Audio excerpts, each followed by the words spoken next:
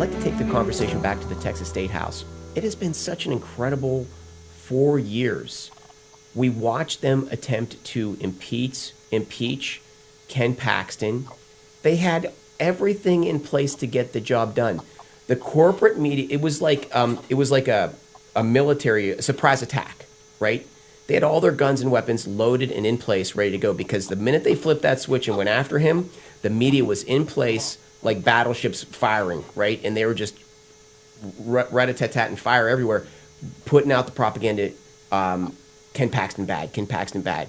And what happened in the state of Texas is parents and citizens stood up, grassroots in a grassroots way, and rallied a counteroffensive.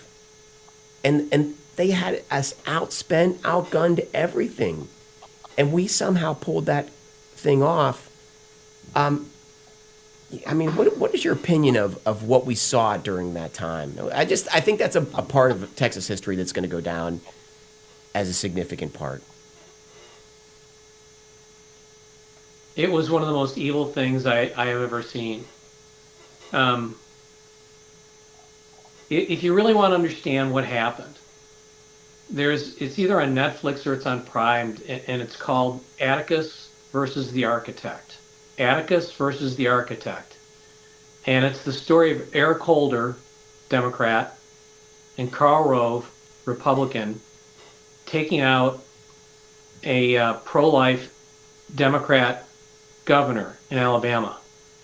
And it is the game plan for how they tried to take Ken out.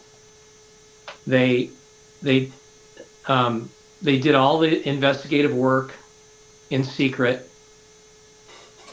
No one was sworn in. So in other words, you could perjure yourself, but because you were never sworn in, you could never be held liable for it. The other side, Ken's side, was never questioned. They never were allowed to speak in front of the General Investigative Committee. So the General Investigative Committee only took testimony from the prosecuting side, from the offending side. And it was the most egregious thing. They accused him of taking $100,000 payoffs. It's the same thing that they accused the governor of Alabama. He was accused of cooperating and doing all these terrible things. None of it was ever proven true. They were successful in taking out the governor in Alabama. He was later found innocent, but by God's grace, Ken got to tell his side of the story in the Senate, and they put on a full trial. All the accusations that they had against Ken were just ridiculous, absolutely ridiculous. And it should have been an incredible embarrassment for them.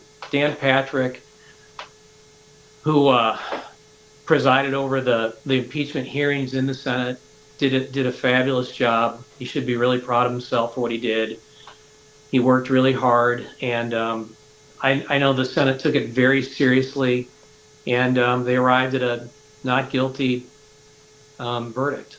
Yeah, it was an incredible time. I mean, and just to mention Ken Paxton, I mean, the man showed up as just, I believe, a state rep immediately from day one at the height of the Bush popularity in the state of Texas. I would say Bush controlled the state, Karl Rove controlled it, and he was a thorn in their side from day one.